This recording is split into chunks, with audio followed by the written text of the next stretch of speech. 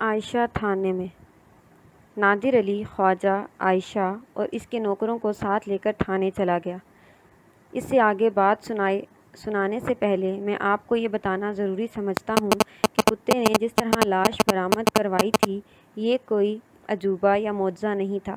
جو لوگ کتے اور گھوڑے کی نفسیات کو سمجھتے ہیں وہ اچھی طرح جانتے ہیں کہ یہ دونوں جانور اپنے مالک کو اسی طرح زمین کے نیچے سے بھی نکال لیا کرتے ہیں۔ میری اپنی سروس کا ایک واقعہ ہے کہ ایک صاحب حیثیت آدمی اپنی گھوڑی پر سوار دیہاتی علاقے میں گیا۔ اس کی کسی خاندان کے ساتھ دشمنی تھی۔ ان لوگوں کو پتہ چل گیا کہ یہ شخص فلاں طرف جا رہا ہے۔ انہوں نے گھات لگائی اور اس کو روک کر قتل کر دیا۔ گھوڑی وہاں سے بھاگ اٹھی اور سیدھی گھر پہنچی۔ گھوڑی بڑی بے تابی سے اور کھر مارتی تھی۔ گھر والے نکلے تو گھوڑی واپس چل پڑی۔ گھر والے اس کے پیچھے پیچھے گئے اور گھوڑی ان کو وہاں تک لے گئی جہاں اس کے مالک کو قتل کیا گیا تھا۔ وہاں خون تھا، لاش نہیں تھی، جو بعد میں برآمد کر لی گئی۔ میں آپ کو اپنے ایسے کئی واقعات سنا سکتا ہوں۔ کتا تو اس سے زیادہ وفادار اور زیادہ دانشمند ہوتا ہے۔ میں نے ایسے واقعات بھی دیکھے ہیں کہ کتے نے اپنے مالک کو ڈوبنے سے بچا لیا۔ کسی کا گھوڑا یا کتا چوری ہو جائے اور اسے کتنی ہی دور لے جائیں، اگر اسے وہاں سے نکلنے کا موقع مل جائے تو گھوڑا ہو یا کتا اپنے گھر پہنچ جاتا ہے۔ محترم صابر حسین راجپوت کی کہانیوں میں آپ نے کتوں کے ایسے واقعات پڑھے ہوں گے۔ تھانے جا کر نادر علی نے خواجہ کے ساتھ بات کرنے کی بجائے عائشہ کو الگ کر کے اپنے پاس بٹھا لیا اور اس کو کہا کہ وہ جو کچھ جانتی ہے بتا دے۔ عائشہ نوجوان لڑکی تھی اور پولیس کے چکر میں پہلی بار آئی تھی۔ اس نے رونا شروع کر دیا۔ تمہارے آنسو مجھ کو اپنی جگہ سے نہیں ہلا سکتے، نادر علی نے کہا۔ ابھی تو تمہارے آنسو نکلے ہیں، تم سچ نہیں بولو گی تو کچھ دیر بعد تمہیں رونے کے بھی ہوش نہیں رہیں گے۔ میں تمہیں ایک مشورہ دیتا ہوں، اس پر عمل کرو اور اپنی اس جوانی کو بچاؤ۔ ایک امیر کبیر لوگ کسی کے وفادار نہیں ہوتے۔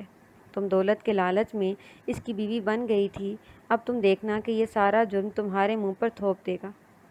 خدا کی قسم، عائشہ نے روتے ہوئے کہا، میں اتنا ہی جانتی ہوں کہ کل رات میری آنکھ کھلی تو اس طرف سے ایسی آوازیں آ رہی تھیں جیسے کھدائی ہو رہی ہو یا کوئی لکڑی چیر رہا ہو۔ میں اس طرف جانے لگی تو درمیان والا دروازہ بند تھا۔ دروازے کی دوڑ میں نے دیکھا 3 آدمی کھرلی میں کھدائی کر رہے تھے۔ خواجہ الگ کھڑا تھا، کتا بھونک رہا تھا۔ چاندنی میں مجھ کو اچھی طرح نظر آ رہا تھا۔ پھر یہ تینوں آدمی ایک کمرے میں گئے اور جب باہر تو انہوں نے ایک آدمی کو اٹھایا ہوا تھا۔ اس کو انہوں نے کھرلی میں لٹا دیا۔ خواجہ نے کہا کہ مٹی ڈال کر اوپر لپائی کر دو اور اوپر گھاس اور پٹھے ڈال دو۔ میرا خیال ہے کہ یہ لوگ گھاس اور پٹھے پہلے ہی لے آئے تھے۔ کتا بار بار کھرلی میں جاتا تھا۔ خواجہ نے کتے کو پکڑا اور باہر والا دروازہ کھول کر اس کو باہر نکال دیا اور دروازہ بند کر لیا۔ کیا تم نے خواجہ سے پوچھا تھا کہ ادھر کیا ہو رہا ہے؟ نادر علی نے پوچھا۔ میں، عائشہ نے جواب دیا، اگر یہ بات مجھ کو بتانے والی ہوتی تو خواجہ ضرور بتا دیتا۔ میں نے ڈر کے مارے نہیں پوچھا۔ کیا تم ان تینوں آدمیوں کو پہچانتی ہو؟ نادر علی نے پوچھا۔ ہاں جی، عائشہ نے جواب دیا، یہ تو تینوں خواجہ کے خاص آدمی ہیں۔ اس نے تینوں کے نام بتا دیے۔ نادر علی نے عائشہ کو الگ بھیج دیا اور خواجہ کے ایک نوکر کو بلا لیا اور اس کو کہا کہ وہ ان بڑے لوگوں کے چکر سے نکلے اور اپنی جان بچائے۔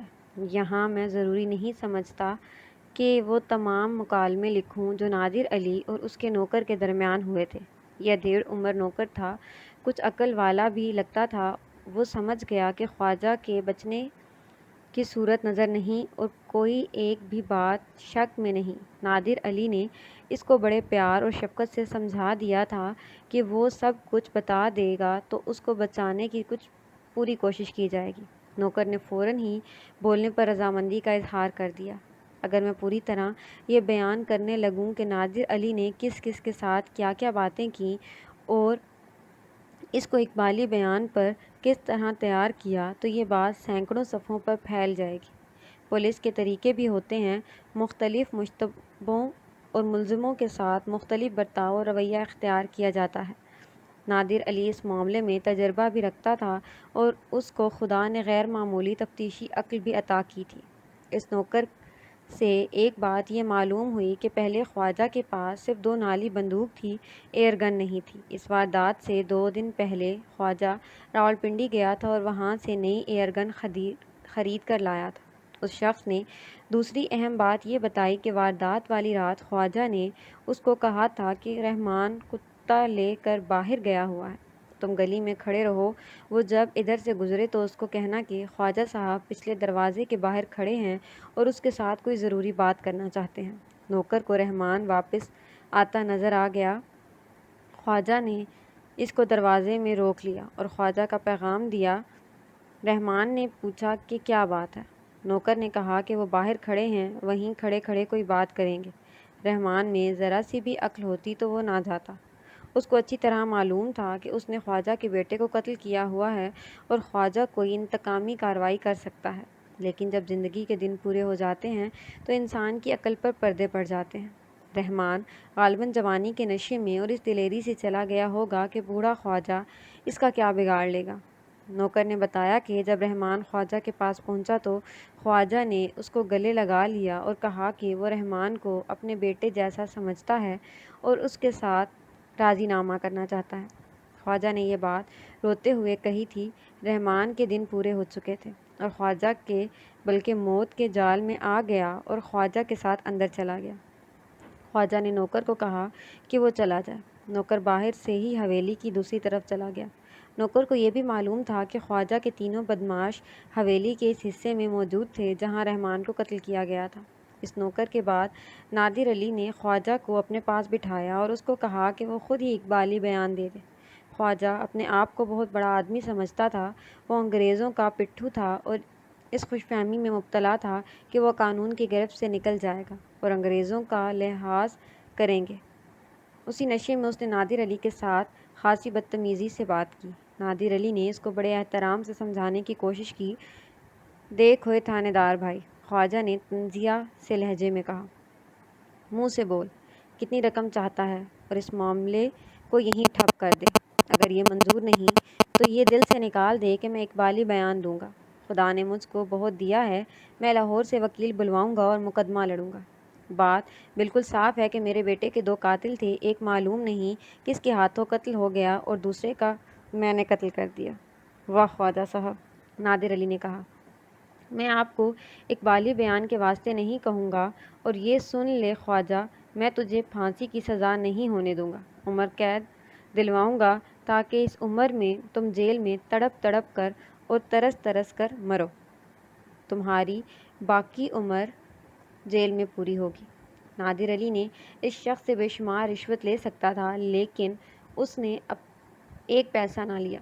رشوت لینے والے اس قسم کے آدمیوں سے زیادہ رشوت لے لیتے ہیں۔ اس کی وجہ یہ ہے کہ ان کو معلوم ہوتا ہے کہ اس جال میں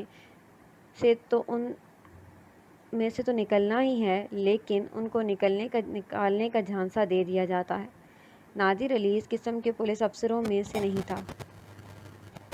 ایک تو وہ دیانتدار آدمی تھا اور دوسرے خواجہ نے اس کو چیلنج کر دیا تھا۔ اس وجہ سے نادر علی پہلے سے زیادہ تیز ہو گیا۔ عائشہ، عامل اور عصمت۔ نمبردار اور کانسٹیبل خواجہ کے تینوں آدمیوں کو لے آئے۔ نادر علی نے تینوں کو اپنے پاس بلایا اور ان کو کہا کہ وہ اب کہیں نہیں جا سکیں گے۔ اب وہ اپنے آپ کو گرفتار سمجھیں۔ میں تم تینوں کو ایک موقع دیتا ہوں، نادر علی نے کہا۔ تمہیں الگ الگ بٹھا دوں گا، تھوڑی دیر بعد اکیلے اکیلے کو بلوا کر پوچھوں گا۔ تم میں سے جو پورا اقبالی بیان دے گا اس کو وعدہ معاف گواہ بنا دوں گا۔ میں تمہیں ابھی بتا دیتا ہوں کہ شہادت اور ثبوت اتنے مضبوط ہیں کہ سیشن میں جا کر اقبالی بیان سے منحرف ہو جاؤ گے تو بھی سزا سے نہیں بچ سکو گے۔ اس نے ایک ہیڈ کانسٹیبل کو بلا کر کہا کہ ان تینوں کو الگ الگ حراست میں رکھو اور ان میں سے جو بھی میرے پاس اقبالی بیان دینے کے لیے آئے اس کو لے آؤ۔ ہیڈ کانسٹیبل ان کو لے گیا۔ 10 منٹ بھی نہیں گزرے تھے کہ ہیڈ کانسٹیبل اس آدمی کو لے کر آ گیا جو پکا جرائم پیشہ اور ایک دفعہ کا سزا یافتہ بھی تھا۔ اس کی عمر تقریباً 35 سال تھی اور اچھا خوبرو آدمی تھا، بات بڑے اچھے طریقے سے کرتا تھا۔ کوئی اجنبی اس کو دیکھ کر یہ نہیں کہہ سکتا تھا کہ یہ شخص عادی مجرم ہے۔ ہیڈ کانسٹیبل نے نادر علی کو بتایا کہ یہ شخص بیان دینا چاہتا ہے۔ نادر علی نے اس کو اپنے پاس بٹھا لیا اور ہیڈ کانسٹیبل کو بھیج دیا۔ خان صاحب، اس شخص نے جس کا مشہور نام آچھی تھا، کہا، یہ آپ کی مرضی ہے کہ جس کو چاہیں وعدہ معاف گواہ بنائیں، لیکن آپ مہربانی کرنے پر آ ہی گئے ہیں تو میں تم کو بتاتا ہوں کہ صرف میں وعدہ معاف گواہ بننے کا حق رکھتا ہوں۔ تم کیوں حق رکھتے ہو خان صاحب؟ آچھی نے جواب دیا، قتل ایک کرو یا 10 بندے مار ڈالو، پھانسی تو ایک ہی بار ہوتی ہے۔ میرے یہ دونوں ساتھی اقبالی بیان دیں گے تو وہ ایک شخص کے قتل کا بیان ہوگا، میں 2 آدمیوں کے قتل کا اقبالی بیان دوں گا۔ بس میری عرض یہ ہے کہ آپ اپنا وعدہ پورا کریں اور مجھ کو وعدہ معاف گواہ بنا لیں۔ دوسرا کون؟ سلیم، آچھی نے جواب دیا، وہ جس کی لاش نالے سے برآمد ہوئی اور رحمان کی بہن میں بھی جس کے ساتھ تھی۔ نادر علی کو ایسا جھٹکا محسوس ہوا جیسے کسی نے اس کے جسم کے ساتھ بجلی کے ننگے تار لگا دیے ہوں۔ کچھ دیر تک وہ بول ہی نہ سکا۔ خان صاحب، آچھی نے کہا، یہ ایسی واردات ہے جس کے ملزموں کو آپ نہیں پکڑ سکتے تھے۔ میں آپ کو یہ تفتیش بھی پوری کرا دیتا ہوں۔ لا ہاتھ آچھی۔ نادر علی نے اپنا دایاں ہاتھ اس کی طرف بڑھا کر کہا، تو میرا وعدہ معاف گواہ ہے، اب بیان ہو جائے۔ نادر علی نے مجھ کو آچھی کا جو بیان سنایا تھا میں ذرا مختصر کر کے سنا دیتا ہوں۔ میں نے پہلے کہا ہے کہ مجھ کو معلوم تھا کہ خواجہ اپنے بیٹے کا خون معاف نہیں کرے گا اور وہ انتقام لے گا۔ آچھی نے بیان میں کہا کہ جب سلیم اور رحمان ہائی کورٹ میں اپیل میں بری ہو گئے تو خواجہ نے اپنے ان 3 آدمیوں کو بلا کر کہا کہ وہ اپنے بیٹے کے ان دونوں قاتلوں کو زندہ چلتا پھرتا نہیں دیکھ سکتا۔ اس نے آدمیوں کو کہا، ان کو ختم کرنے کی ترکیب بتاؤ اور مجھ سے منہ مانگا انعام لو۔ انہوں نے قتل کے طریقے سوچنے شروع کر دیے۔ مسئلہ یہ تھا کہ قتل ایسے طریقے سے کیا جائے کہ سراغ نہ ملے۔ خواجہ بھی یہی کہتا تھا کہ وقت زیادہ لگ جائے تو کوئی بات نہیں، کوشش یہ ہونی چاہیے کہ پکڑے نہ جائیں، اور اگر پکڑے جائیں تو پولیس کو شہادت نہ ملے۔ ایک روز آچھی کو فتح شاہ نے اپنے گھر بلایا اور اس کو بتایا کہ خواجہ کی نوجوان بیوی عائشہ اس کے پاس آئی ہے۔ اس کا مطالبہ ہے کہ میں کوئی ایسا عمل کروں جس سے خواجہ اس کو طلاق دے دے۔ دراصل بیٹے کے قتل کے بعد خواجہ نے یہ کہنا شروع کر دیا تھا کہ وہ عائشہ کو طلاق دے دے گا۔ اس کو احساس ہو گیا تھا کہ اس کے دل میں اپنے بیٹے کی دشمنی عائشہ نے ہی پیدا کی تھی۔ عائشہ کو خواجہ کے ارادے کا پتہ لگا تو وہ فتح شاہ کو بہت بڑا عامل سمجھ کر اس کے پاس رات کے وقت چوری چھپے گئی اور اپنا یہ مسئلہ پیش کیا۔ فتح شاہ نے اس کو یقین کے ساتھ کہا کہ وہ ایسا عمل کرے گا کہ خواجہ اس کا غلام بن جائے گا۔ فتح شاہ استاد آدمی تھا، فراڈیے عاملوں کو کی طرح چکنی چبڑی باتیں کرنے کی مہارت رکھتا تھا۔ اس کے سامنے عائشہ کوئی حیثیت ہی نہیں رکھتی تھی۔ شاہ جی، عائشہ نے اس کو کہا، ایک کام اور ہے، آپ یہ کام کر دیں اور بتائیں کہ کتنی رقم چاہیے، میں فوراً دوں گی۔ کام بتاؤ۔ آپ کو پتہ ہوگا کہ خواجہ کا بیٹا بشیر قتل ہو گیا تھا۔ عائشہ نے کہا، آپ کو یہ پتہ نہیں کہ میرے دل میں بشیر کی کتنی محبت تھی۔ اس کا قاتل سلیم تھا، وہ اپیل میں بری ہو کر آ گیا ہے۔ میں اس سے اپنے محبوب کے خون کا بدلہ لینا چاہتی ہوں، لیکن میں عورت ذات یہ کام نہیں کر سکتی۔ کیا آپ کے ہاتھ میں ایسی طاقت ہے کہ سلیم میرے سامنے چلتے چلتے گرے اور مر جائے؟ ہاں بی بی، فتح شاہ نے کہا، میرے ہاتھ میں طاقت ہے، لیکن اس میں مجھ کو اپنی جان کا خطرہ ہے۔ اپنی جان کی حفاظت کے واسطے ایسا انتظام کرنا پڑتا ہے جس میں بے شمار رقم خرچ ہو جاتی ہے۔ مثلاً کوئی ہندو مر جائے تو اس کے جسم کی راکھ کی ضرورت ہوتی ہے۔ یہ راکھ ہندوؤں کے مردے جلانے والوں سے مل جاتی ہے، لیکن وہ ایک چٹکی بھر راکھ کا 1000 روپیہ لے لیتے ہیں۔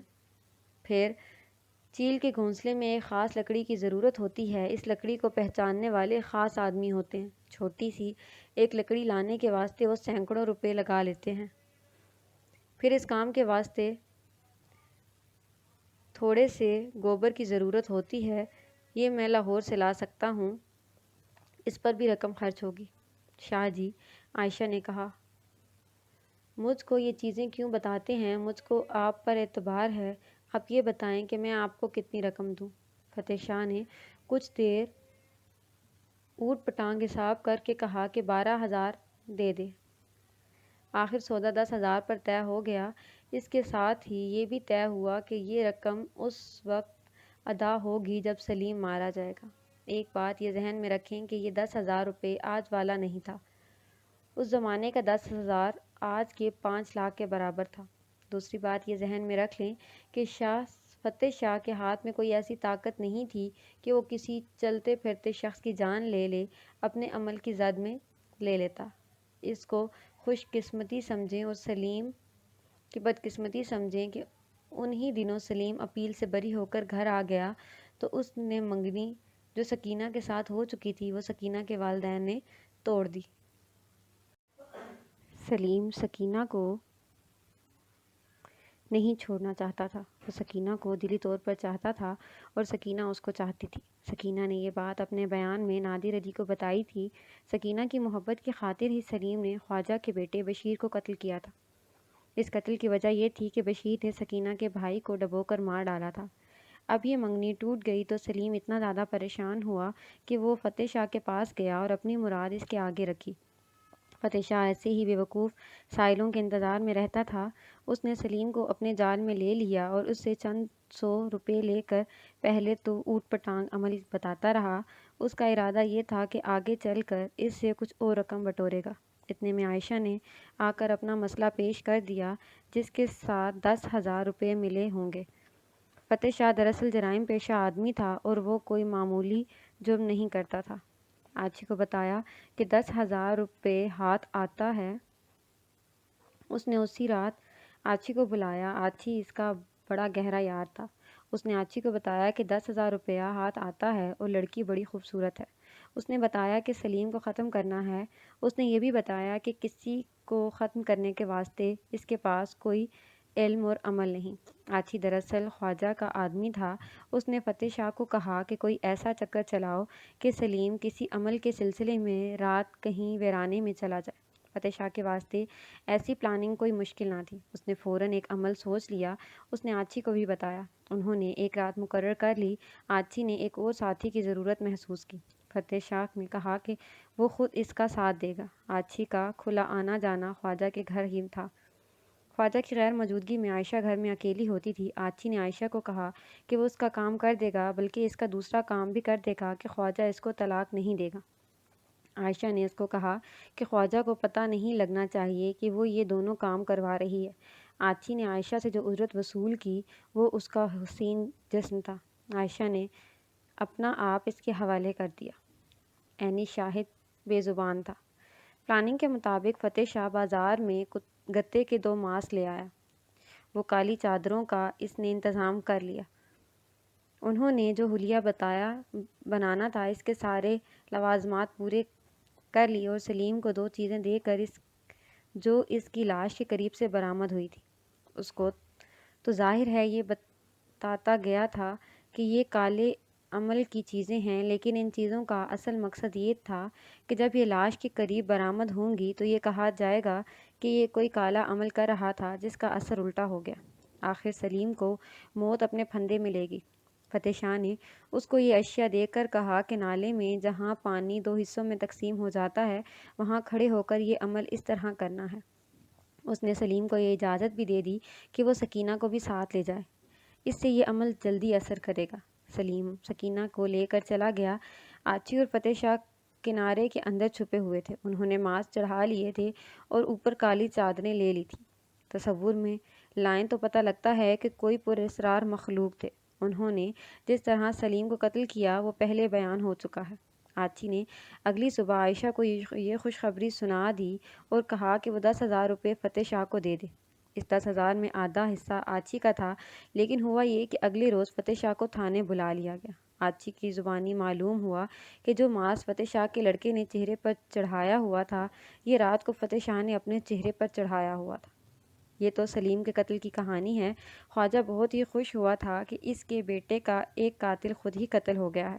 اس نے آچی کو کہا کہ اب رحمان کے اپنے ہاتھوں قتل کرے گا۔ آچی نے اپنے بیان میں کہا کہ خواجہ ایک ہی بات کہتا تھا کہ جس طرح اس کے بیٹے کے سر پر ایئر گن کے چھرے اتارے گئے تھے، اسی طرح وہ رحمان کے دماغ میں چھرے اتارے گا۔ اسی روز وہ راولپنڈی گیا اور ایئر گن خرید کر لے آیا۔ آخر انہوں نے قتل کی رات طے کر لی۔ اس رات آچی اور اس کے دونوں ساتھی خواجہ کے ساتھ حویلی کے دوسرے حصے میں موجود رہے اور اس کے خاص کمرے میں بیٹھ کر انہوں نے شراب پی۔ رحمان کو جس طرح اس پھندے میں لایا گیا وہ بیان ہو چکا ہے۔ اندر لے جا کر خواجہ اس کو اپنے کمرے میں لے گیا۔ رحمان کا کتا اس کے ساتھ تھا۔ اس زمانے میں لوگ جلدی سو جایا کرتے تھے۔ انہوں نے رحمان کو بٹھا کر رکھا۔ آچی نے بتایا کہ رحمان کو شاید کچھ شک ہو گیا تھا۔ یہ اس طرح محسوس ہوا کہ وہ بے چین سا ہو گیا اور کہنے لگا کہ وہ گھر جانا چاہتا ہے۔ خواجہ نے کہا کہ اس کو اس کے گھر پہنچا دو۔ تینوں آدمی اٹھے اور رحمان کو اس کمرے میں لے گئے جو کباڑ خانہ بنا ہوا تھا۔ تب رحمان کو پتہ لگا کہ وہ ایک جال میں آ گیا ہے۔ اس نے مزاحمت کی، لیکن 3 آدمیوں میں وہ کیا کر سکتا تھا؟ تینوں نے اس کو جکڑ لیا۔ اتنے میں خواجہ ایئر گن لے کر آ گیا۔ اس نے گن کر نالی رحمان کے سر کے پیچھے لگا کر ایک چھرا چلایا۔ رحمان کو چھوڑ دیا گیا۔ وہ گرا تو خواجہ نے گن میں دوسرا چھرا ڈال کر نالی رحمان کے کان سے ذرا اوپر سر پر رکھی اور چھرا چلا دیا۔ رحمان کچھ دیر تڑپتا رہا۔ اس کی جان نکلتے نکلتے تقریباً آدھا گھنٹہ گزر گیا۔ اس دوران کتا بڑی بے چینی سے رحمان کے ارد گرد پھرتا رہا۔ ان قاتلوں کے دماغوں کا ایسا خون چڑھا کہ دماغ میں صرف یہی بات رہ گئی کہ لاش کو ٹھکانے لگانا ہے۔ کتے کی طرف ان کا دھیان نہ گیا۔ انہوں نے انتظام پورا کیا ہوا تھا۔ کھرلی میں کھدائی کر کے لاش اس میں رکھ دی گئی۔ کتا کود کر کھرلی میں آ گیا۔ اس وقت خواجہ کو خیال آیا کہ کتا اپنے مالک کے پیچھے آ رہا ہے۔ اس نے کتے کو گھسیٹ کر باہر نکال دیا۔ تھوڑی سی کھدائی کر کے لاش کو اس میں دبا دیا گیا۔ اوپر مٹی کی لپائی کر دی گئی۔ گھاس اور پٹھوں کا انتظام پہلے ہی کر لیا گیا تھا۔ یہ کھرلی میں بکھیرے دیے گئے تھے۔ یہ لوگ مطمئن ہو گئے کہ اب اس قتل کا سراغ مل ہی نہیں سکے گا، لیکن خدا کی نظروں سے کچھ بھی پوشیدہ نہیں ہوتا۔ نادر علی جیسا صاحب ایماندار تھانے دار موجود تھا۔ اس نے جس طرح ملزموں کو پکڑا میں نے سنا دیا۔ پوسٹ مارٹم رپورٹ آ گئی۔ نادر علی نے مجھ کو یہ رپورٹ سنائی تو ایسا لگا جیسے میں خواجہ کے بیٹے بشیر کی پوسٹ مارٹم رپورٹ سن رہا ہوں۔ رحمان کی کھوپڑی میں ایک باریک سوراخ پیچھے تھا اور ایک دائیں کان کے ذرا اوپر تھا۔ دماغ میں ایئر گن کے 2 چھرے اترے ہوئے تھے۔ خواجہ نے 100% صحیح انتقام لیا تھا۔ اس کے بعد نادر علی نے ہر ملزم کو یہ جھانسا دیا کہ وہ اس کو وعدہ معاف گواہ بنا دے گا۔ اس نے ہر ایک سے اقبالی بیان لے لیے سوائے خواجہ کے۔ عائشہ نے بھی بیان دے دیا۔ مقدمہ تیار کرنے میں انگریزی ایس پی نے نادر علی کی بہت مدد کی۔ اس کو تعریفی سند دینے کے علاوہ 1000 روپیہ انعام بھی دلوایا۔ آچی کو وعدہ معاف گواہ بنایا گیا تھا۔ مقدمہ کورٹ میں گیا تو خواجہ نے جیسے کہا تھا ویسے ہی لاہور سے ایک ہندو وکیل کو بلایا، لیکن یہ وکیل بھی اس کو سزا سے بچا نہ سکا۔ رحمان کے قتل میں اس کو عمر قید کی سزا دی گئی۔ سلیم کے قتل میں فتح شاہ کو سزائے موت دی گئی۔ رحمان کے قتل میں آچی کے 2 دوستوں کو 10 سال کی سزا ہوئی۔ آچی چونکہ وعدہ معاف گواہ تھا، اس واسطے اس کو چھوڑ دیا گیا اور عائشہ کو اس بنا پر چھوڑ دیا گیا کہ وہ عملی طور پر کسی جرم میں شامل نہیں تھی۔ یہ ثابت نہیں کیا جا سکتا تھا کہ اس نے فتح شاہ کو کہا تھا کہ سلیم کو قتل کر دو، میں 10,000 روپے دوں گی۔ جب پاکستان معرض وجود میں آیا اس وقت خواجہ اپنی سزا کا ایک پورا کرچا تھا، لیکن اس کی صحت بڑی تیزی سے جواب دے رہی تھی۔ چند مہینے اور گزرے تو وہ ایسا بیمار پڑا کہ جیل کے ہسپتال میں مر گیا۔